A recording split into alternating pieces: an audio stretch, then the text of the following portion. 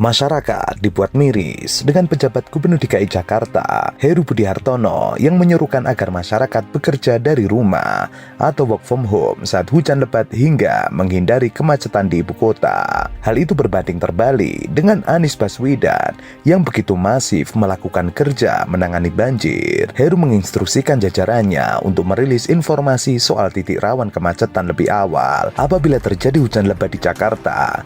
Hal ini agar memudahkan masyarakat untuk mengambil keputusan, memberikan info bahwa titik rawan kemacetan sehingga masyarakat pengguna lalu lintas bisa memilih jalur hingga mungkin bisa work from home. Heru mengatakan dengan informasi lebih awal, masyarakat bisa memilih untuk tetap berangkat ke tempat bekerja atau bekerja dari rumah. Ia berharap hal ini akan berdampak mengatasi masalah kemacetan di Jakarta. Heru menambahkan, pemerintah Provinsi DKI Jakarta juga berkomitmen menghadirkan layanan transportasi yang terintegritas. Menurut Heru, dengan layanan transportasi yang terintegrasi akan memudahkan aktivitas dan mobilitas warga, sehingga mendorong penyelenggaraan transportasi yang berkelanjutan.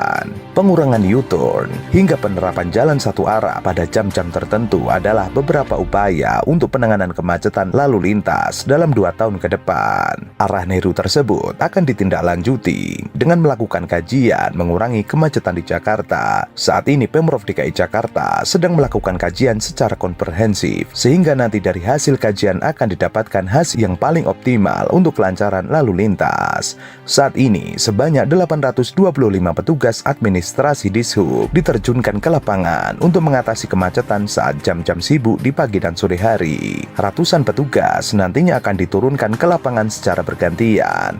Dishub telah mengidentifikasi jam-jam rawan kemacetan pada pagi dan sore hari. Untuk petugas administrasi ini akan berada di lapangan mulai jam 6:30 sampai jam 9 pagi. Setelah itu mereka kembali ke kantor untuk beraktivitas seperti biasa. Kemudian untuk shift sore akan bertugas di lapangan pukul 4:30. Setelah mereka mengisi daftar hadir, harusnya mereka bisa kembali. Waktu tambahannya jam 4:30 sampai jam 7 malam. Berbeda dengan Anies Baswedan, Gubernur DKI Jakarta Anies Baswedan memamerkan Jakarta turun peringkat dalam kategori kota termacet di dunia selama 5 tahun terakhir. Anies kemudian membeberkan faktor yang menyebabkan kemacetan menurun. Di 2017, Jakarta nomor 4 di seluruh dunia sebagai kota paling macet di dunia.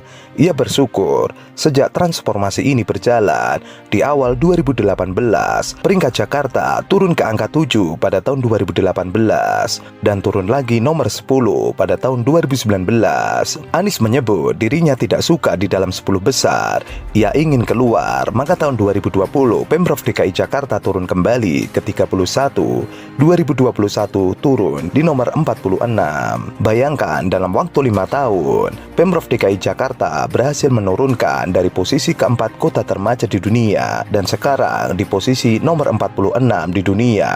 Penurunan peringkat Jakarta tidak terlepas dari transformasi transportasi publik di ibu kota. Adapun transformasi yang dimaksud Anies ialah integrasi moda transportasi umum di Jakarta hingga perluasan rute. Jakarta, kota tahun 2017, kota termacet di dunia nomor 4. 2019 turun jadi nomor 7. Tahun ini menjadi nomor 10. Target kita keluar dari 10 besar. Selain itu, usai Heru dipuji oleh PDIP dan juga pamer pencapaian, Jakarta ditimpa banjir. Banjir terjadi sejak Minggu hingga Kamis hari ini. Badan Penanggulangan Bencana Daerah DKI Jakarta mencatat 2 ruas jalan dan 5 RT terendam akibat hujan yang melanda pada Kamis pagi. Sebagian wilayah Jakarta dan sekitarnya diketahui dilanda hujan sejak Kamis dini hari. Adapun titik yang merendam Jakarta berada di wilayah Jakarta Barat. BPBD melaporkan tidak ada pengungsi akibat jalan tersebut. BPBD mengarahkan personel untuk memonitor kondisi banjir dan mengkoordinir unsur Dinas SDA, Dinas Bina Marga, Dinas Gulkarmat melakukan penyedotan genangan dan memastikan tali-tali air berfungsi dengan baik. Heru juga sempat berharap banjir di sejumlah wilayah yang mencapai ketinggian 1 meter agar cepat surut. Berdasarkan laporan BPBD DKI Jakarta, banjir mencapai 1 meter terjadi di Kelurahan Cawang, Kampung Melayu, dan Bidara Cina. Heru mengatakan petugas berusaha mengurangi genangan di titik-titik yang masih terendam banjir. BPBD sebelumnya melaporkan penambahan wilayah terendam banjir akibat hujan yang melanda Jakarta. Ada 48 RT dan 1 ruas jalan yang tergenang. Berdasarkan laporan BPBD, banjir tersebar di wilayah Jakarta Selatan, Jakarta Barat, dan Jakarta Timur. Ketinggian banjir bervariasi, mulai dari 20 hingga 130 cm. BPBD DKI Jakarta menghimbau kepada masyarakat agar tetap berhati-hati dan waspada terhadap potensi genangan.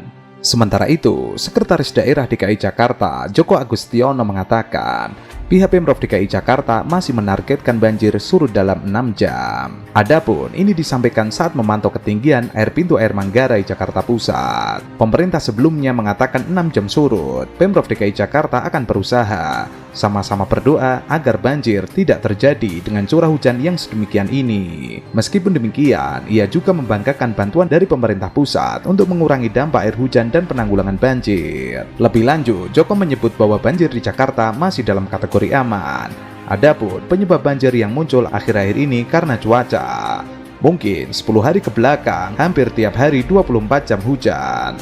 Pada hari ini masih di bawah normal, artinya bahwa program penanggulangan banjir bisa dikatakan berhasil. Sebelumnya, Anies membuat KPI yang berisi target agar banjir surut dalam waktu 6 jam.